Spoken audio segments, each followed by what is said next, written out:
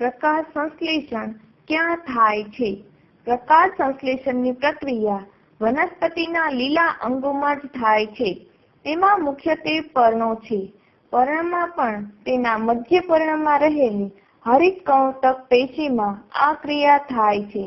આ પેશીના કોષોમાં હરિતકણ નામની અંગિકાઓ આવેલી છે. કોષોના પરિઘ વિસ્તાર તરફ હરિતકણો ગોઠવાયા હોય છે.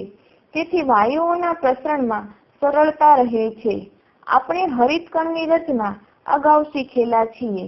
હરિતકણમાં પટલમય તંત્ર, ગ્રાના અને પ્રવાહી આધારક આવેલા હોય છે. દરેક ગ્રેનમની રચના સિક્કાની થપ્પીઓ જેવી રચના વડે થાય છે. તેમને થાઇલેકોઇડ કહે છે. થાઇલેકોઇડમાં હરિત દ્રવ્યો આવેલા છે. હરિતકણમાં કાર્યની સ્પષ્ટ વહેંચણી જોવા મળે છે.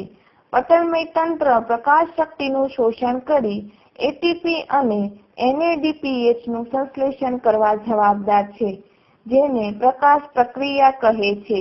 આધારકમાં ઉત્સેચકીય પ્રક્રિયાઓ દ્વારા કાર્બન ડાયોક્સાઇડ ઉમેરાય છે, જે શર્કરાનું સંશ્લેષણ કરે છે. આ પ્રક્રિયા પ્રકાશની હાજરી દ્વારા થતી નથી, તેથી તે અંધકાર પ્રક્રિયા તરીકે જાણીતી છે.